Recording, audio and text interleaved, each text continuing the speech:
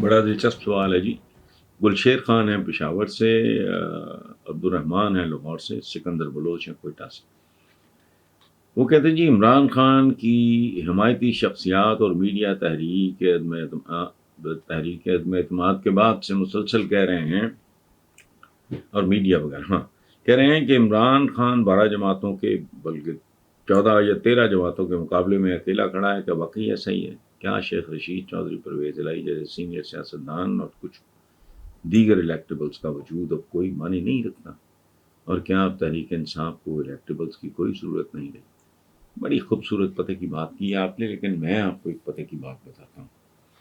یہ جو heavy weights ہیں، چودھری پرویز الہی کا خاندان، یہ تو نون لیگ، یہ جمعہ 8 دن چودھری پرویز الہی سے شروع ہوتا ہے. کمال کا پرفارمنس ہے اس خاندان کا، بہت اعلیٰ لوگ ہیں. اچھا، دوسرے اپنا شیخ رشید، ایک انڈیویجول، نہ کوئی یاگا نہ پیچھا، نہ کوئی جاگیردار، نہ کوئی صنعت کار، وہ یہاں تک پہنچا ہے تو وہ اس کو داد دینی چاہیے. سو مانی یہ رکھتے ہیں، لیکن یاد رکھیں اس لیول کے لوگ اس وقت تک اٹریکٹ نہیں ہوتے جب تک آپ وائبل نہ ہو جائیں. میں تو ابتدائی دنوں میں، ہفتوں نہیں دنوں میں جوائن کیا تھا. اس کے بعد ساری زندگی ان کے لیے میڈیا میں جو میں کر سکتا تھا کرا. وہاں جا کے مجھے سمجھ آ گئی کہ یار یہ پولیٹکس وغیرہ میرا ٹائپ نہیں ہے. میرا یہ بہت گٹھ جوڑ، گٹے کھینچ، جھوٹ، خوشامد، فلانا، غلیظ کلچر ہے پولیٹکس کا. میرا ٹائپ بھی نہیں تھا. میں تو ابھی جذبات میں آ گئے کہ ٹھیک ہے عمران کے ہاتھ میں، وہ میں کرتا رہا میڈیا میں اپنے حوالے سے.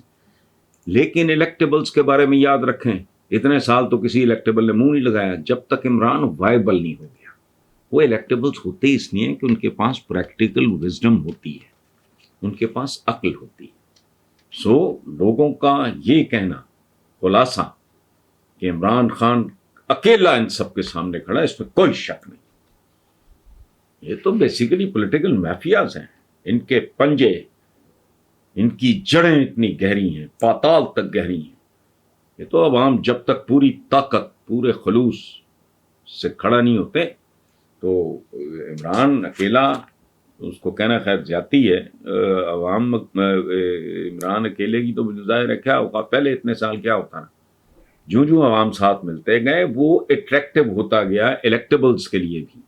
So that is the summary. باقی اس کی بات رہی ہے، وہ ڈٹا ہوا ہے، اس میں کوئی شک نہیں. جنید خان ہے پشاور سے، مائزہ بشیر ہیں لاہور سے، سکندر علی کراچی سے، شاہ رخ ہیں لندن سے.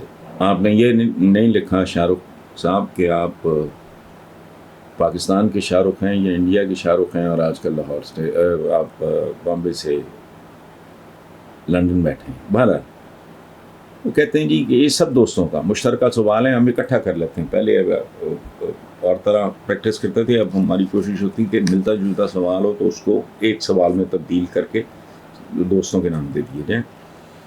کہتے ہیں جی 2 روز قبل ایک سینئر صحافی نے خبر دی تھی کہ ملکی حالات کو دیکھتے ہوئے کبھی امکان ہے کہ اکتوبر میں عام انتخابات کروا دیے جائیں گے، کیونکہ اب ملکی حالات بہتر کرنے کا کوئی اور طریقہ باقی نہیں بچا. کیا آپ بھی اس خبر کو حقیقت میں بدلتا ہوا دیکھ رہے ہیں؟ پہلی بات تو یہ ہے کہ یہ بہت دیر سے بات چل رہی ہے، یہ نئی بات نہیں ہے.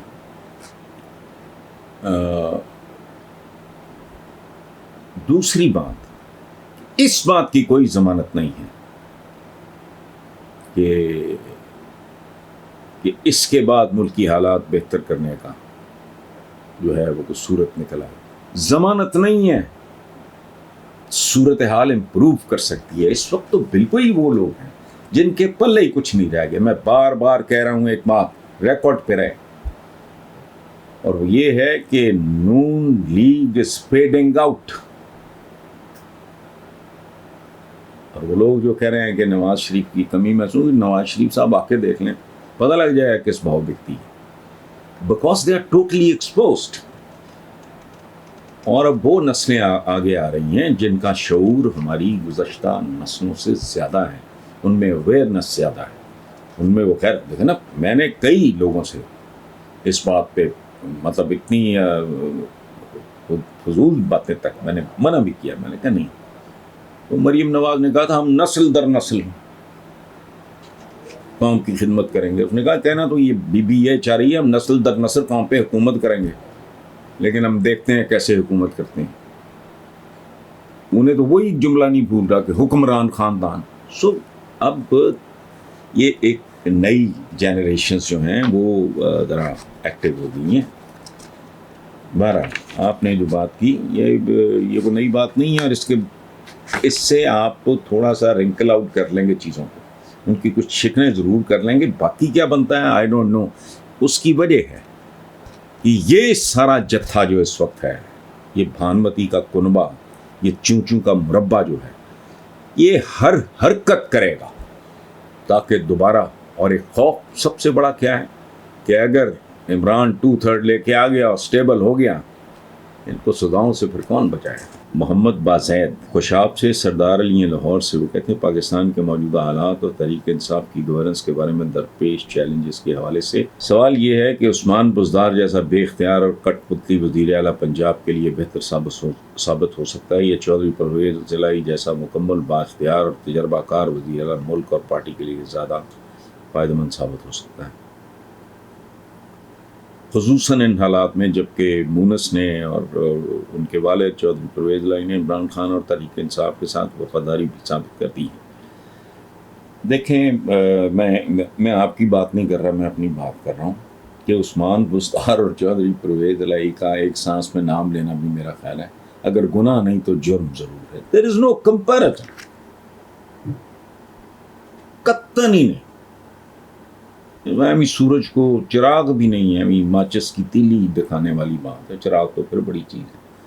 عثمان بزدار نے سوائے اپنے اور اپنے سینئرز کے لیے بدنامی، انکمپیٹنس، اس کے علاوہ کیا انہوں نے کمایا ہے. بحیثیت انسان اچھے ہوں گے، اچھے ہیں، اور کچھ معاملات جو جن میں میرا خیال ہے ان کا بس چلتا ہوگا انہوں نے کیا. بس میں ذاتی طور پہ میں ملتا ہوں لوگوں سے جب تک کوئی خود ملنے کی خواہش نہ کرے، اور وہ بھی کہ جی گھر تشریف لے آئیں اگر آپ نے ملنا. تو میں نے ایک فرمائش کی جو میں نہیں کرتا. ٹھیک ہے، بے نظیر بھٹو صاحبہ سے لے کے آج تک جن لوگوں سے بھی میرے اچھے تعلقات رہے، میں نے کبھی ہوتا ہی نہیں، ضرورت ہی کوئی نہیں. ایک کام ہے مجھے آتا ہے، میں گھر پہ بیٹھ کے کرتا ہوں اور بے تحاشا رب کا شکر ادا کرتا ہوں. دولت مند کون ہوتا ہے؟ یہ جو کہتے ہیں نا دولت مند بننے کے طریقے، یہ سارے مداریوں والے کام ہیں. دولت مند وہ ہوتا ہے جس کے پاس اپنی ضرورتوں سے، جائز ضرورتوں سے زیادہ ہو. میرا ایشو کوئی نہیں. میرا ایک دکھ تھا کہ منیر نیازی اردو شاعری کے صفحے اول میں اس سے زیادہ بات نہیں کرتا، نمایاں ترین، خوبصورت ترین، اوریجنل ترین، یہاں ٹکے ٹکے کے لوگوں، میں نام بھی لے سکتا ہوں، یہ ناموں پہ سڑکیں ہیں تو فلانا ہے، کچھ بھی نہیں، جن کو جانتا کوئی نہیں، چونکہ ان کی پی آر ہے یا فلانا ہے کوئی، یہ میں اس طرح کا کوئی فراڈ. تو میں نے ایک دفعہ ان کو کہا، اور میرے ایک بھائیوں جیسے ہیں جو سیکرٹری لوکل باڈیز تھے، نور الامین مہنگے. تو بہرحال اٹ ہیپنڈ، وہ جو پل ہے صدیق سینٹر مین بلوارڈ منیر نیازی صاحب کے نام پہ رکھا گیا. تو میں نے سیلیبریٹ کیا، اتنا میں نے اللہ کا شکر ادا کیا ہے، میں نے ان کا شکریہ ادا کیا. ایک شادی پہ مجھے ملے اور گلے لگائے، انہوں نے کہا کہ جی آپ نے ہی کہا تھا تو اس کی تعمیر. اچھا خیر، وہ بہت بڑی وہ قرض تھا ہم پہ، وہ آپ پہ بھی قرض تھا. نیازی صاحب میرے رشتہ دار نہیں تھے، میرے بزرگ تھے، بہت بڑے آدمی تھے. تو جب اچھا میں نے تو ایک اور لسٹ بھی، نور الامین مہنگل صاحب کو وہ کمشنر ہو کے پنڈی چلے گئے، تو میں نے تو یہاں کے اور کچھ بڑے لوگوں کے نام بھی دیے تھے. لیکن بہرحال یہ ہو گیا، یہ بہت بڑی بات ہے اور اس کا بہت سا کریڈٹ عثمان بزدار صاحب کو جاتا ہے. باقی لیول کی بات ہوتی ہے، ہر پرسنالٹی کا ایک سیچوریشن پوائنٹ ہوتا ہے. میں ایک خاص حد تک آپریٹ کر سکتا ہوں، اس سے زیادہ میری کیپیسٹی نہیں ہے. تو اس لیے لیٹس ناٹ بلیم. یہ بنیادی طور پہ اگر کوئی کمزوری تھی یا غلطی تھی تو عمران خان صاحب کی تھی، عثمان بزدار کا کوئی قصور نہیں. اس ملک میں یہ تو گریس ہے ہی نہیں کہ ایک بندہ کہتا نہیں میرے بس کا بات کام نہیں ہے، اچھی سے اچھی بات، بڑی سے بڑی آفر بندہ ان کی تربیت اور طرح کی ہوتی ہے، ان کی کلاس اور طرح کی ہوتی ہے جو لوگ ریگریٹ کر لیتے ہیں، ادروائز وہ تو لاٹری نکلنے والی بات. بہرحال